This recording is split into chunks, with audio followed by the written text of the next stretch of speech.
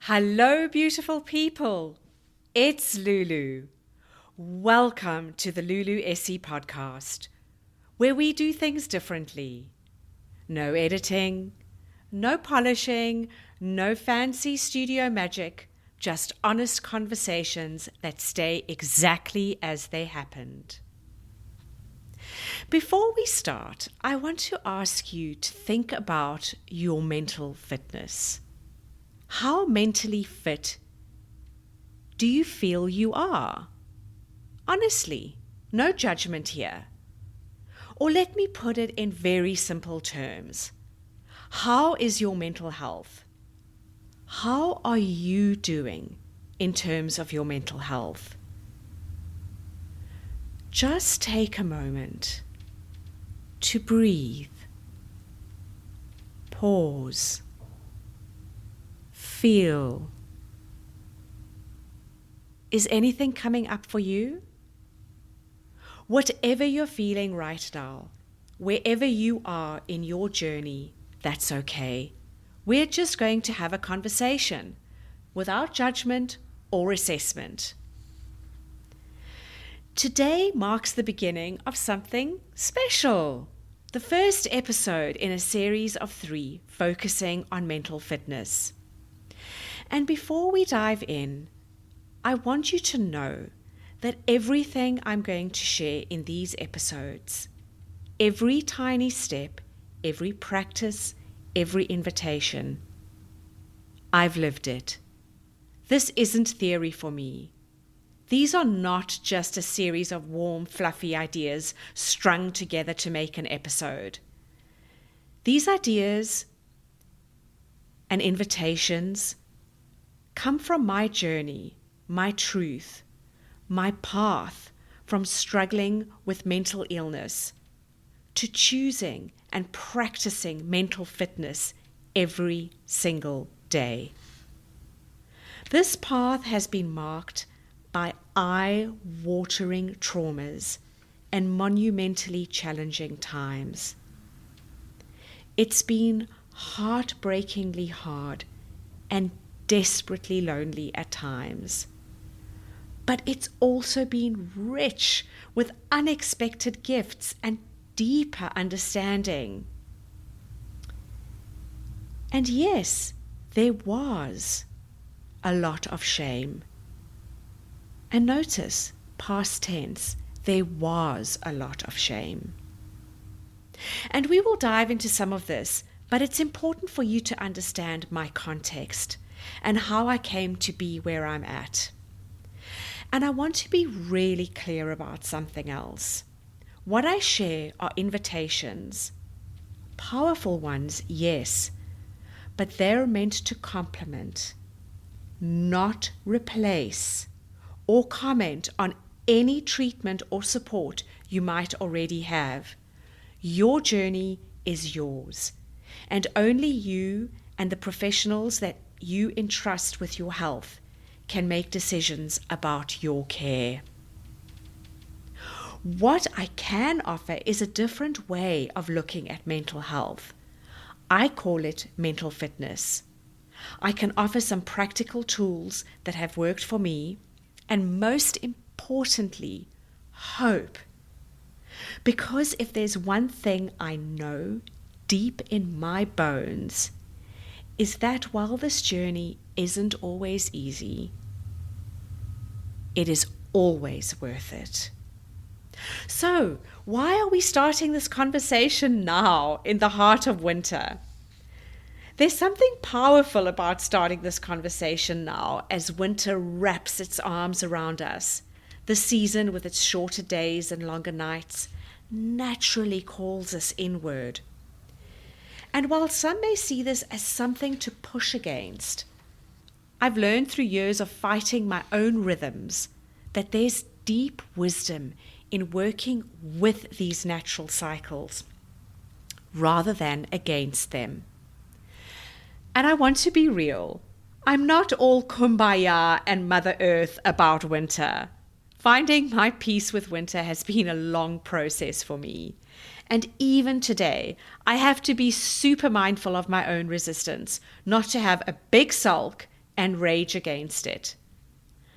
I remember a time when I saw winter, both literal winter and the winter seasons of my mental health, as something to fight, to battle through, to endure with gritted teeth, something to conquer, something to fix. And honestly, I still find myself trying to fix winter because I want to be out in the sunshine. It's a daily practice for me to embrace winter and not fight it. So let me ask you this, and this is something I ask myself all the time.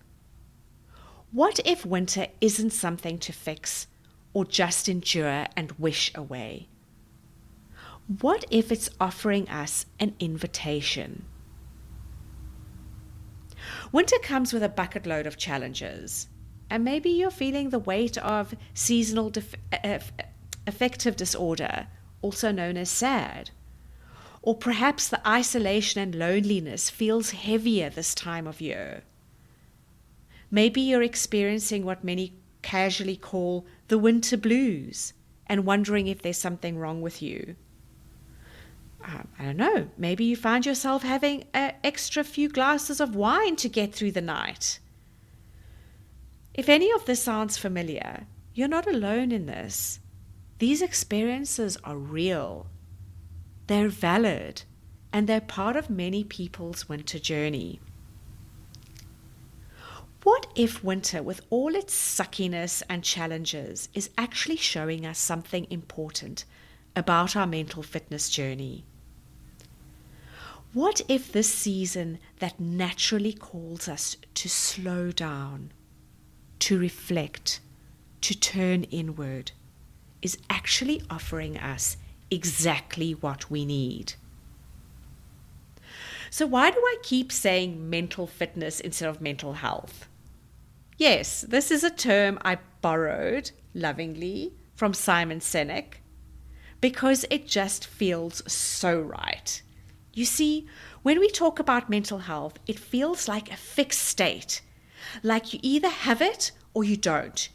You're either mentally healthy or you're not. Or you get healthy and then you stop working at it. And after decades of living this journey, I can tell you that's just not how it works. Think about physical fitness for a moment. Nobody expects to go to the gym once and be fit forever. Nobody believes that running one marathon means you never have to train again. That's ridiculous. So why do we often approach our mental well-being this way? And why do we think that our mental health doesn't require the same level of practice, of commitment? I remember being in my early 20s, sitting in yet another hospital room after a series of major setbacks, thinking there must be some magic fix. Like so many of us, I believed that if I just found the right combination of medications, everything would suddenly be fixed and I'd be cured. And while medication has absolutely been an integral, helpful, and completely necessary part of my journey, and might be part of yours, the reality I've learned is that mental fitness is a practice. It's something we build, something we maintain, something we show up for every day in tiny ways.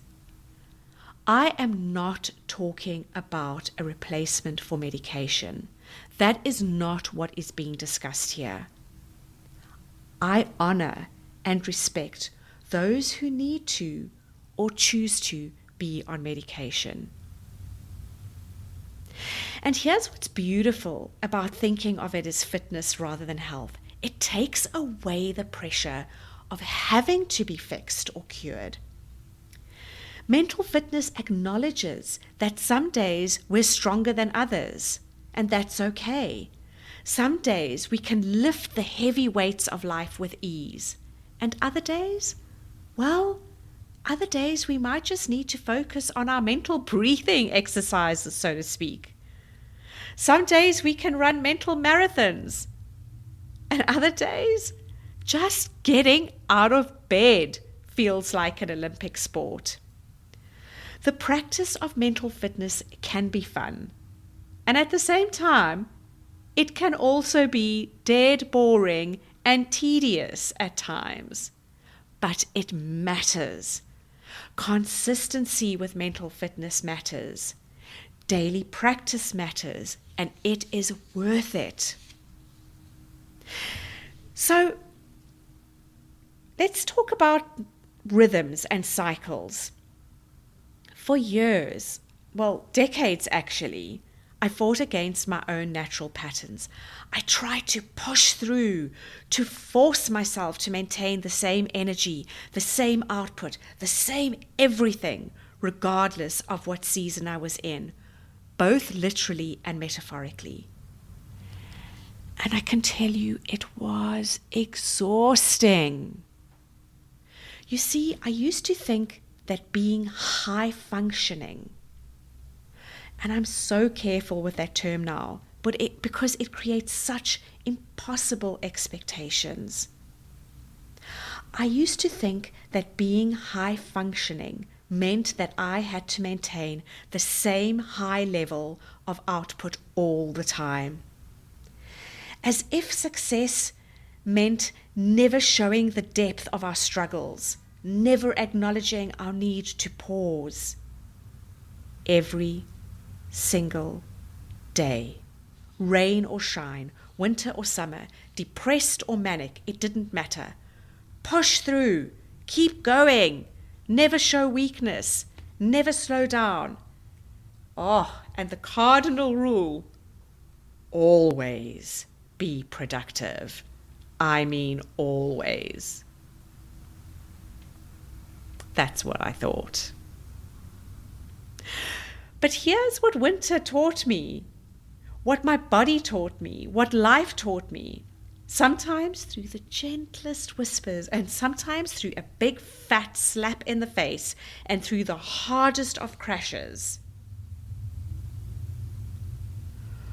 We're not meant to maintain the same energy all year round. We're not machines. We're living, breathing, gloriously messy humans with natural cycles and rhythms. Look at nature. Nothing in nature maintains the same energy all year round. Trees do not go around apologizing for shedding their leaves. Animals, well, those who hibernate don't feel guilty about it. The moon doesn't beat itself up for having different phases. So why do we expect this constant, unchanging output from ourselves? There are never 4 summers in a year, as much as I'd secretly like that. There are never 2 springs. There are 4 distinct seasons. And this is where winter becomes such a powerful teacher for our mental fitness practice. It shows us that there are times to slow down, to turn inward, to restore, to pause, to breathe, to reflect. And beauties, this isn't weakness, it's wisdom. So what does this actually look like in real life? How do we work with winter's wisdom instead of fighting against it? I want to share some practices that have helped me navigate both literal winter and those winter seasons of mental fitness. And remember, these are invitations, not prescriptions. Take what resonates, leave what doesn't. First, let's talk about energy management versus time management. You know, those productivity gurus who tell us to wake up at 5 a.m. every day, all year round. No. Winter teaches us that energy ebbs and flows, and that's okay. Maybe your 5 a.m. summer workout becomes a more gentle 7 a.m. winter stretch. Maybe your evening walks become morning walks to catch the sunlight when you can. And I am with Andrew Huberman here. Sunlight is crucial, and if nature doesn't provide it, we can create our own with sun lamps, also known as light therapy boxes, and they're easily available online. They are not a replacement for sunlight, just an aid. I have one next to my bed and I use it in the morning. As I wake up, I turn it on. No fixed practice. I literally just turn it on while I go about my morning routine. I've learned, and I learned the hard way, the really hard way, that fighting my natural energy patterns is like trying to swim upstream in a raging river. These days, I try and plan my most demanding work, my big thinking tasks for when my energy naturally peaks. And in winter, those peaks look different. They might even feel different, and that's perfectly okay. Now I go with it and not against it. And here's something else winter has taught me: the power of tiny rituals, not grand gestures, not huge commitments, but small, consistent practices that anchor us. For me, it's my morning coffee ritual.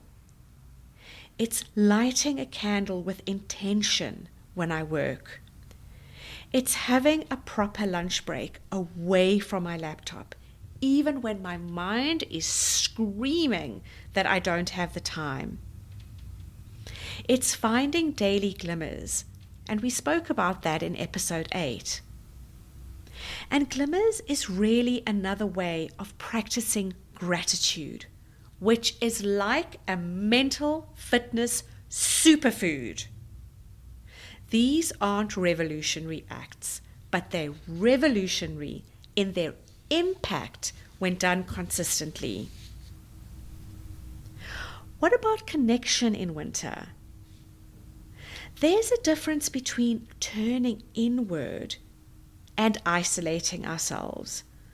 Winter isn't asking us to hibernate completely. It's inviting us to connect differently. Maybe it's having more intimate conversations instead of big social gatherings.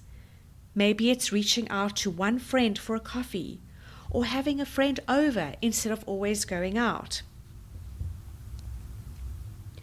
As we wrap up this first episode in our mental fitness series, I want to invite you to pause again for a moment. Think about what we've explored today. This idea of working with our rhythms instead of against them, of seeing winter as a teacher rather than an enemy or something merely to endure or wish away. Can you find a way to embrace winter? What's one tiny way you could honor your own rhythm this week? Just one small thing. And as we continue this mental fitness journey together, a journey I'm still walking every day, I want you to know that this is just the beginning. In our next episode, we'll explore how to build what I call your inner strength bank. Practical tools and steps that compound over time. And in our final episode in this series, we'll dive into something I'm really excited to share with you: dancing with light and shadow, where we'll explore how to maintain our mental fitness through all life's seasons. Remember, mental fitness isn't about being perfect or maintaining the same energy all the time. It's about building a sustainable practice that works for you. Maybe something we discussed today resonated with you. Reframing the mental health story, the morning light, tiny rituals, or perhaps just the permission to slow down. If it did, I'd love to hear from you. And please share this episode with the people you love and care about. Share it with anyone who you know feels challenged in winter. Or share it with anyone looking for a way to improve their mental fitness. Be gentle with yourself, especially in these winter months. Trust your rhythm. Honor your pace. Keep your heart and your mind open. Stay warm. And know my arms are wrapped around you. And as always, what comes from the heart reaches the heart. And today, like every other day, this comes straight from my heart to yours, with warmth and love and sunlight that shines from the inside. I'll see you next week.